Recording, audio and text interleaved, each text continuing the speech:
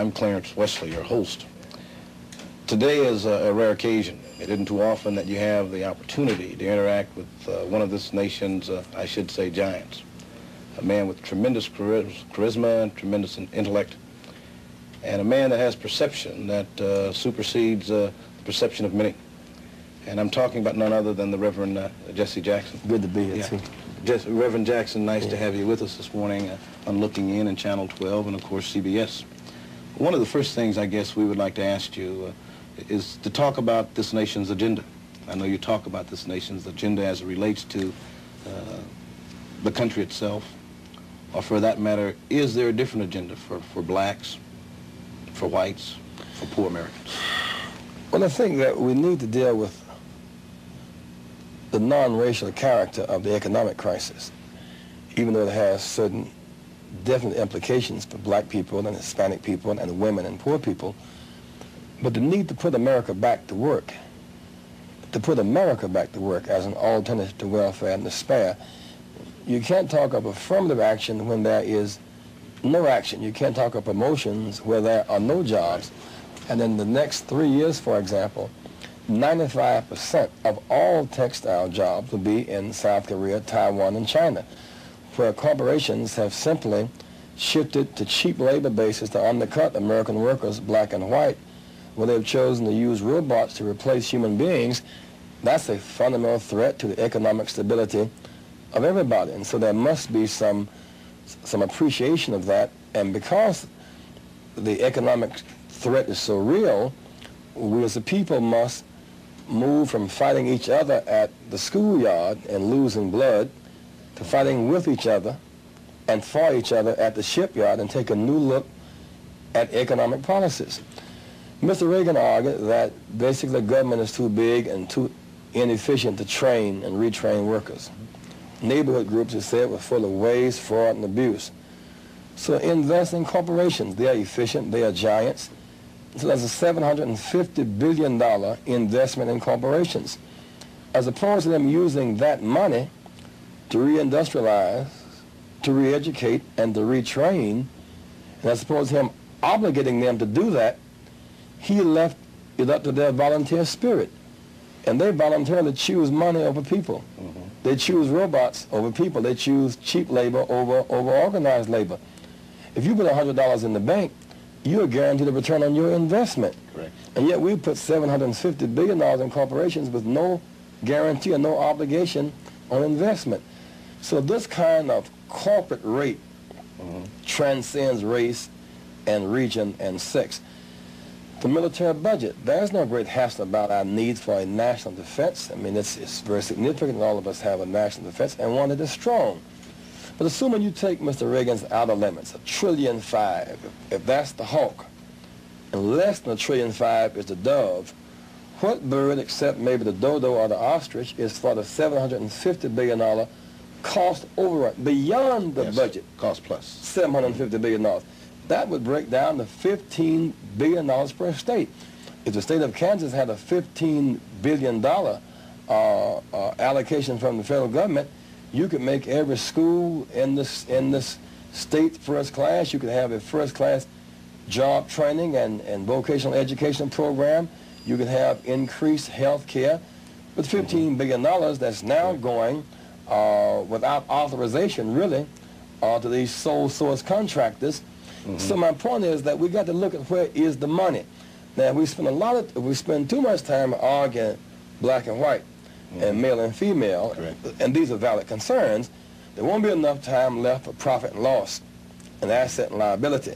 And there's a whole lot of economics in all of these real questions. But the kind of expertise that we have as a nation, as a people, collectively, and I heard you made a statement about, the private, that implied private sector initiative and public's kind of cooperation.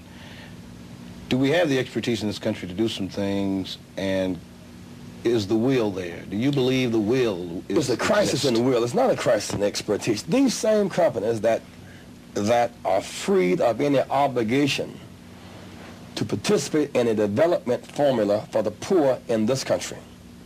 When these countries invest in Japan or in Africa or in Mexico or any part of the world, they must comply with the development plans of those developing nations. Correct. You can't just go to Saudi Arabia or go to Nigeria or go to Mexico or go to Japan or even go to Europe without complying with the development plan that those nations have for their people.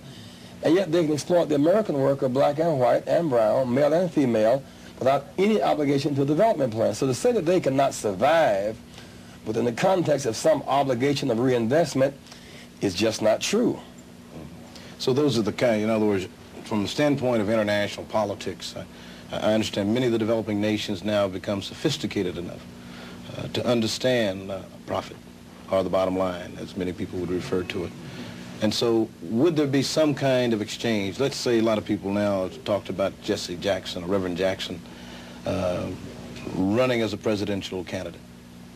And while we're on things that would imply national or international politics or economics, what about that position? What is Jesse Jackson's position? What type I of have not yet made the determination to run. Okay. But I am determined. The issues that impact upon the lives of the black and the poor will not be on the back burner next time around. Somebody must defend the poor. Whenever you defend the black, you defend the poor by definition. The black agenda is a national agenda. We need health care and education based upon need, not just based upon income. Well, everybody needs that. We need an adequate public educational system that performs and produces. Everybody needs that. We want to work, and we want to get paid for the work that we do. Everybody needs that. We want our share rather than welfare. We want trade rather than aid. We want parity rather than charity. And so the issues that we raise are really bona fide national interest issues.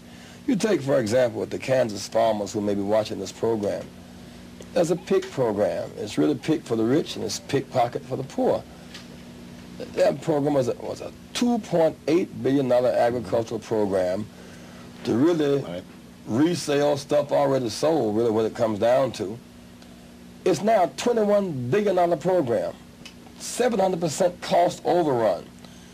The big farmers who don't even live on farms, some of whom are even foreigners like Delta Pines, the big farmers are paid not to farm, but the workers are not paid not to work. Yes. So you have more and more money going to fewer and fewer people while the masses who bear the burden of the national defense are starving. It's just not fair. There's a non-racial character to farm exploitation. Somebody must demand fair play. Somebody must demand farms over bombs. I'm convinced that the present array of candidates are too far removed from the soil to really hear the voice and the voices of the working people. And we fully intend for them to focus on put America back to work, to deal with the corporate rape or ripoff, the cost overrun of the military budget, affirmative action, choosing the human race over nuclear race, a real commitment to building public education, not just playing parents and teachers off against each other, or playing white often against black, or playing rural often against urban. We intend to deal with a bona fide economic development program whose moral spirit is essentially redemptive and reconciling and not punitive. Great. Reverend Jackson, if we may, we need to take a 1-minute station break, and we'll be back in just 1 minute. Would you stay with us, please?